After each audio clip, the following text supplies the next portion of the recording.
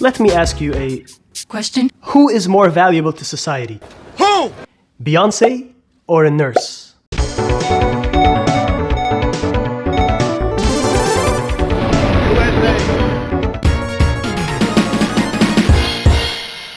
A lot of us would say, of course it's the nurse. Are you kidding? Is that even a question? Look at them. They work very hard, long shifts, 14-hour shifts sometimes, supporting you in your most vulnerable moments. When you're ill, when you're scared, when you're injured, and when your life is on the line.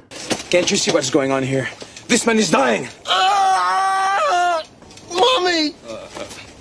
Sometimes you may have an infectious disease, yet the nurse is still there, risking her life. The nurse's job is very important. They're in the business of saving human lives. How can you even compare that to Beyoncé or a singer or a dancer? What does Beyoncé do? Okay, she has a nice voice, she's pretty, but so what? Like if God forbid I'm in an accident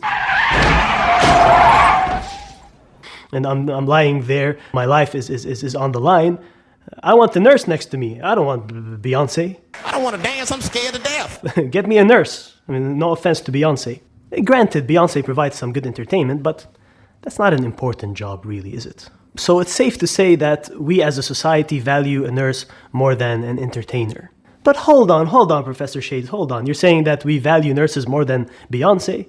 That's not true. If we really value nurses more than entertainers, why do we pay them a fraction of what we pay an entertainer? The average nurse in the United States can make around $50,000 per year, while Beyoncé could make $5 million or even $10 million a night, just for one concert.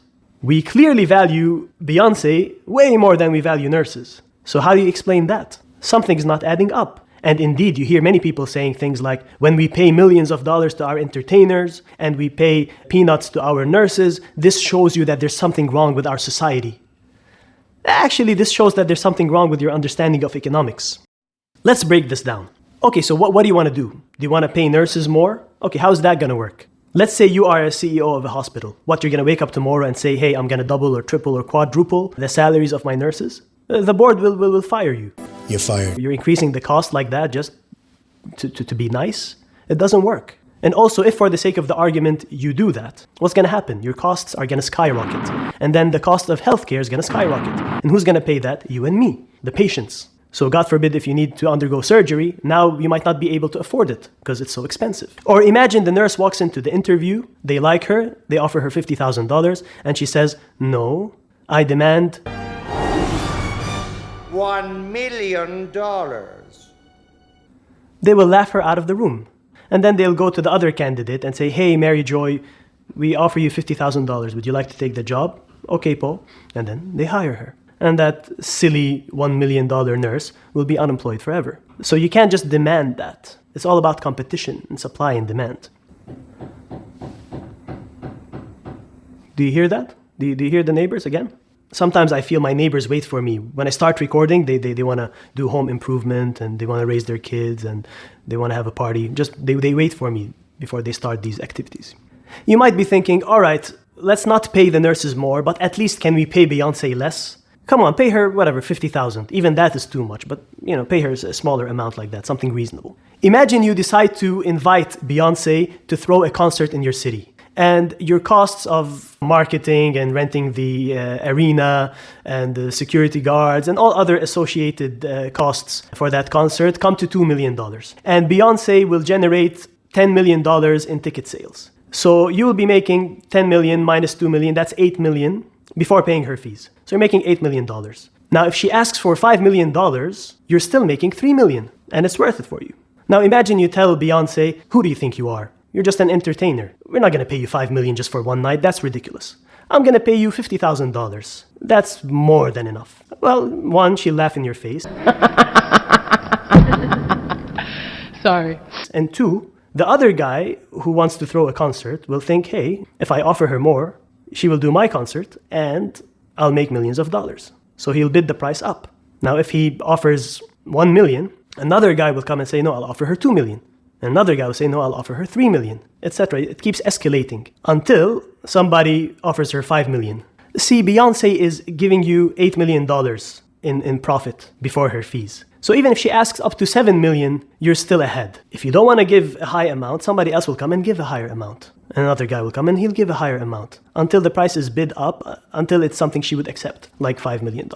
You can't underpay her because somebody else will come and it will make sense for him to pay an extra amount to secure her so he can make millions. Do you see how it works? She's literally worth millions because she brings in millions. Let me give you an analogy to make the concept sink further. Which is more valuable, water or diamonds? Water is more essential for life than diamonds. Without water, I would die. Without a diamond, nothing happens.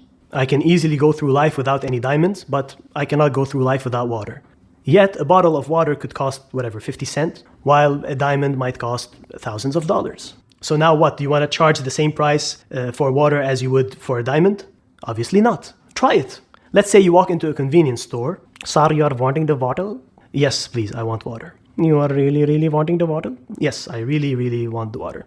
You are wanting the bottle? Yes, I am wanting the bottle. This guy done messed up my grammar. Yes, I want the bottle, please. Okay, sir, may I please able to tell you the price? Yes, please, come on, tell me the price. You are having to pay $1,000. Then my reaction would be, this is number one bullshit.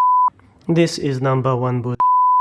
And I'll think this guy has lost his damn mind. I will leave and go to the other store and I'll pay this amount. So do you see how it works? It's all economics. It's all supply and demand, profits and costs. This is how things are priced in society. So don't confuse the moral worth of something with its economic price. These are two different things. Something might be essential to life, but because it's abundant, there's a high supply of it, it could come at a low cost. If something is more scarce, it comes at a higher price. So water is more essential to life, but it's priced at a lower level.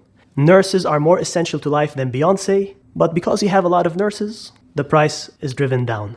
There's only one queen bee in the world. However, there are 27 million nurses around the world.